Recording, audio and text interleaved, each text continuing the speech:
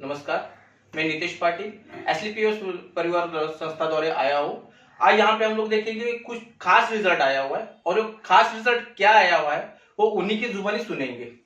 नमस्कार काका. नमस्कार. तुमचं नाव काय? दत्तात्रय शिवराम गोळे. दत्तात्रय शिवराम गोळे. काका तुम्ही राहायला कुठे? अलिबाग अलिबाग रायगड विलगाव गाव माझं. ओके, अलिबाग रायगड मध्ये काका राहतात. काका तुम्हाला प्रॉब्लेम काय होता? मला प्रॉब्लेम होता की मला घशाचा कॅन्सर होता. घशाचा कॅन्सर होता आणि तुम्ही बरेचसे डॉक्टर केले? पुण्याचे मोठमोठे हॉस्पिटल मी केले. अलिबागला मला रिझल्ट मिळाला की तुम्हाला घशाचा कॅन्सर झाला, मग मला पुण्याला ॲडमिट केले. ओके, ॲडमिट केले.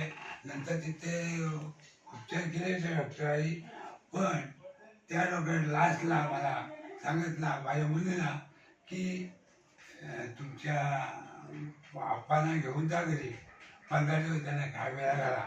आता त्यांना बरे करून त्यांनी दैवी शक्तीच त्यांना बरे करत, आम्ही बरे करू शकत नाही असे डॉक्टर मला स्पष्ट आमच्या मुलीला सांगितलं डॉक्टर. ओके, बघा सर, मी तुम्हाला सांगू इच्छितो की डॉक्टरांनी जिथे हातपाय जोडले की आता पुढे आम्ही काही नाही करू शकत आणि पुढे काही होऊ शकत नाही, आणि साधारणतः खर्च किती आलेला? कमीत कमी आमचे 6-7.5 लाख रुपये गेले. जवळजवळ 6.5-7 लाख रुपये खर्च केल्यानंतर देखील रिझल्ट आला नव्हता माउथ कॅन्सरचा. पण आज आपल्या एसलीपीएस परिवारातर्फे जे प्रोडक्ट देण्यात आले, जसं थंडरप्लस आहे, शॉर्ट 30 आहे, नोनी आहे, क्लोरोडॉग आहे, तर काका ह्या प्रोडक्ट घेतल्यानंतर तुम्हाला रिझल्ट कसा आला?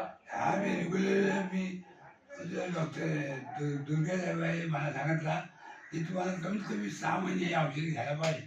मग ते औषध मी रेग्युलर घ्यायचो आणि त्यात मला बराच फरक पडला. म्हणजे मी जे कणे पियाचो ते हाताने भात खाऊ लागलो. ऍक्च्युली तुम्हाला सांगू इच्छितो, त्यांना माउथ कॅन्सर होता आणि माउथ कॅन्सरमुळे त्यांना लिक्विडवर ठेवलं गेलेलं होतं आणि 15 दिवसात ते 20 दिवसाची मुदत दिली डॉक्टरांनी. पण आपल्या प्रोडक्ट रेग्युलरली 6 ते 7 महिने घेतल्यानंतर त्यांना आज स्वतःच्या हाताने ते जेवतात देखील आणि सगळीकडे फिरतात देखील. तर काका मला एक सांगा ना, तुम्हाला लोकांना काही मेसेज द्यायचा आहे या संदर्भात?